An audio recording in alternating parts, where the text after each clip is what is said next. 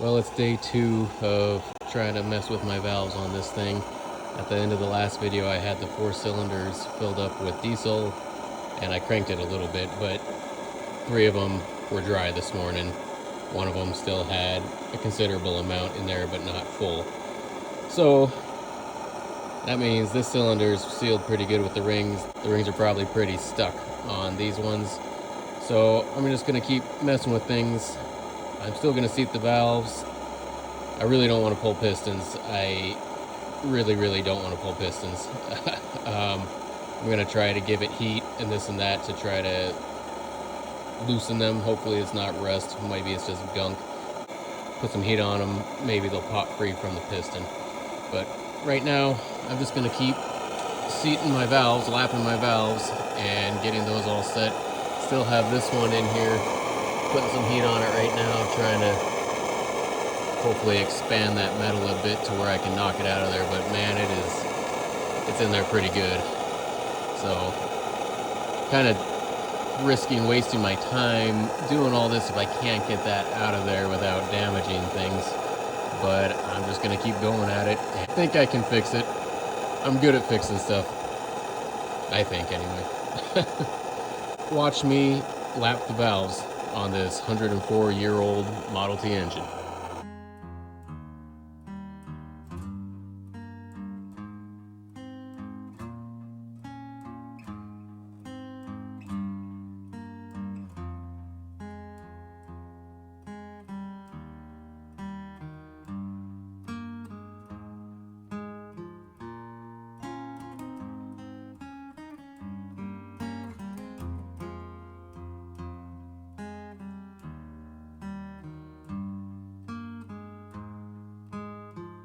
All right, we have a breakthrough.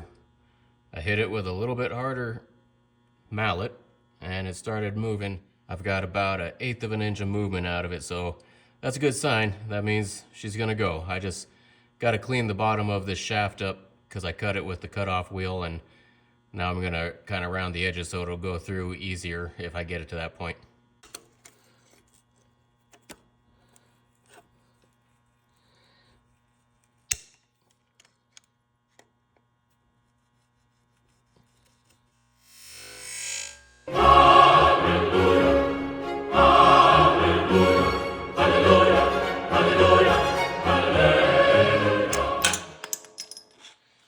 Finally.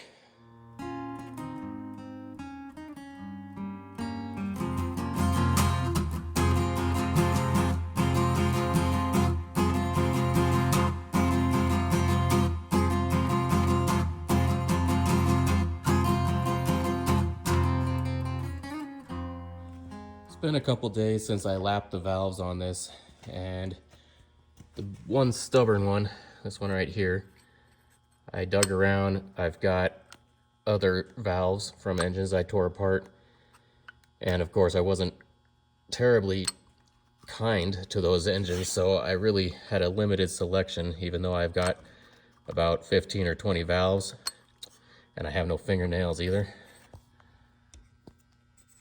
There. So I got the best that I could. A lot of them were kind of bent because of me pounding down on them, trying to get the lifters and everything loose. They were some pretty rusted out engines. But anyway, as you can see, I've got quite a bit of rust damage here, and I lapped it and lapped it and lapped it, and it's just too much. So I've spent the last couple days kind of debating what I want to do here. And I'm gonna get a valve cutter so I can cut these down lower and get them to seat right. I think I've got all the others pretty good. And the thing about where I live is I don't have a lot of good stores that have a lot of these parts. So what I'm gonna do, I gotta order it online, and it's gonna take, a week or two to get it, and then time for me to be able to work on it as well. So I'm still tossing it around in my head exactly what I want to do, but I'm thinking I'm just going to put it back together as is.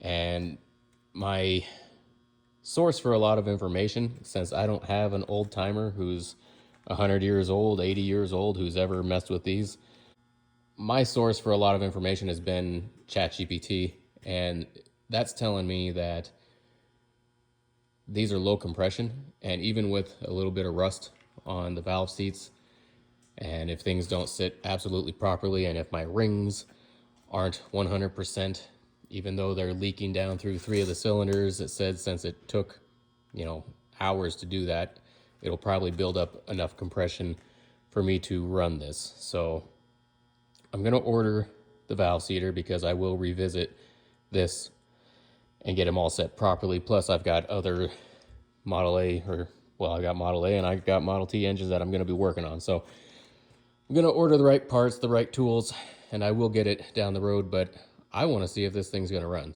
I'm gonna put the valves back in how they are right now and just start putting her back together and see if we can't get it to sputter and pop a little bit before I get that valve seater here. I may even buy a set of new valves for this, just because if I'm gonna go through all that, I might as well just put new ones in it.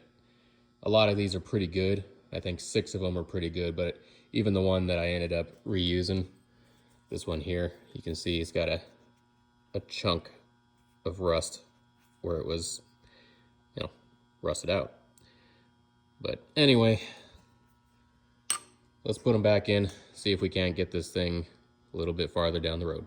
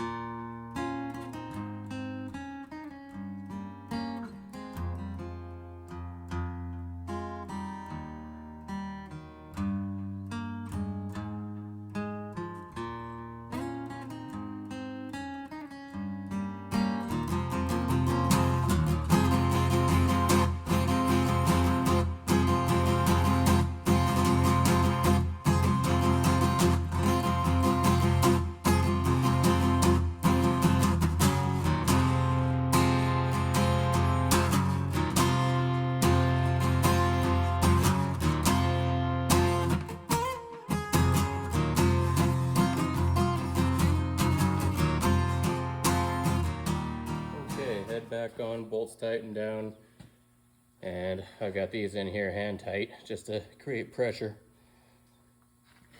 And it's not sounding good, guys.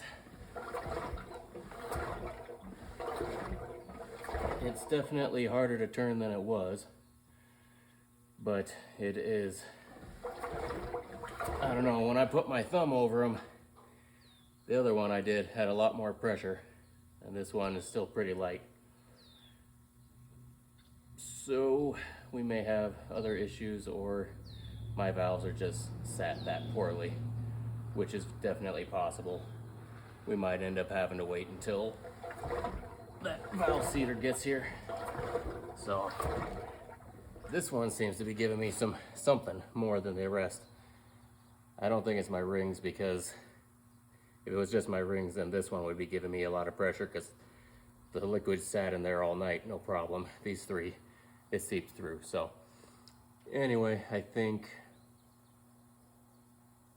methinks that is it for this one.